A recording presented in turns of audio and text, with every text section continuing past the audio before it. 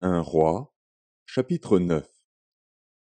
Lorsque Salomon eut achevé de bâtir la maison de l'Éternel, la maison du roi, et tout ce qu'il lui plut de faire, l'Éternel apparut à Salomon une seconde fois, comme il lui était apparu à Gabaon. Et l'Éternel lui dit, J'exauce ta prière et ta supplication que tu m'as adressée, je sanctifie cette maison que tu as bâtie pour y mettre à jamais mon nom, et j'aurai toujours là mes yeux et mon cœur. Et toi, si tu marches en ma présence comme a marché David, ton père, avec sincérité de cœur et avec droiture, faisant tout ce que je t'ai commandé, si tu observes mes lois et mes ordonnances, j'établirai pour toujours le trône de ton royaume en Israël, comme je l'ai déclaré à David, ton père, en disant, Tu ne manqueras jamais d'un successeur sur le trône d'Israël.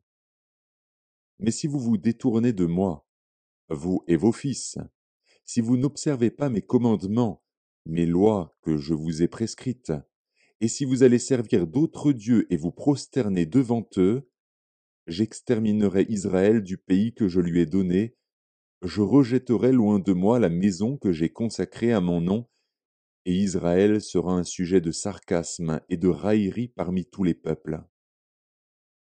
Et si haut placée qu'ait été cette maison, quiconque passera près d'elle sera dans l'étonnement et sifflera. On dira, Pourquoi l'Éternel a-t-il ainsi traité ce pays et cette maison? Et l'on répondra, Parce qu'ils ont abandonné l'Éternel, leur Dieu, qui a fait sortir leur père du pays d'Égypte, parce qu'ils se sont attachés à d'autres dieux, se sont prosternés devant eux et les ont servis. Voilà pourquoi l'Éternel a fait venir sur eux tous ces maux. Au bout de 20 ans, Salomon avait bâti les deux maisons, la maison de l'Éternel et la maison du roi. Alors, comme Hiram, roi de Tyr, avait fourni à Salomon des bois de cèdre et des bois de cyprès, et de l'or, autant qu'il en voulut, le roi Salomon donna à Hiram 20 villes dans le pays de Galilée. Hiram sortit de Tyr pour voir les villes que lui donnait Salomon. Mais elles ne lui plurent point, et il dit, Quelle ville m'as-tu donnée là, mon frère? Et il les appela pays de Kabul, nom qu'elles ont conservé jusqu'à ce jour. Hiram avait envoyé au roi 120 talents d'or.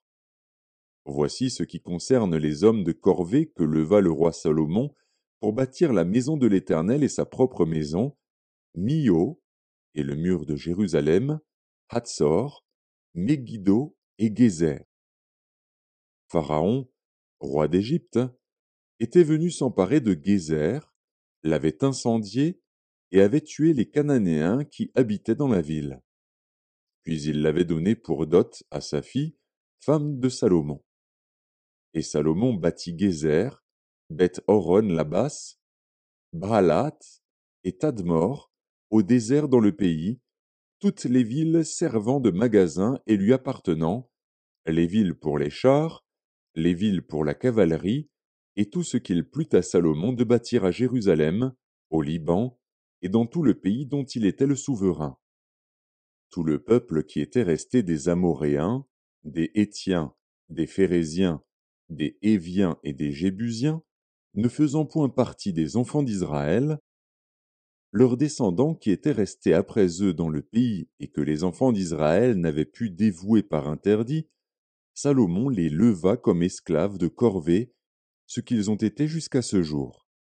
Mais Salomon n'employa point comme esclaves les enfants d'Israël, car ils étaient des hommes de guerre, ses serviteurs, ses chefs, ses officiers, les commandants de ses chars et de sa cavalerie. Les chefs préposés par Salomon sur les travaux étaient au nombre de 550, chargés de surveiller les ouvriers. La fille de Pharaon monta de la cité de David dans sa maison que Salomon lui avait construite. Ce fut alors qu'il bâtit Mio. Salomon offrit 3 fois dans l'année des holocaustes et des sacrifices d'action de grâce sur l'autel qu'il avait bâti à l'Éternel, et il brûla des parfums sur celui qui était devant l'Éternel. Et il acheva la maison. Le roi Salomon construisit des navires à Etzjon-Guéber, près d'Éloth, sur les bords de la mer Rouge, dans le pays d'Édom. Et Hiram envoya sur ses navires, auprès des serviteurs de Salomon, ses propres serviteurs, des matelots connaissant la mer. Ils allèrent à Ophir, et ils y prirent de l'or, 420 talents, qu'ils apportèrent au roi Salomon.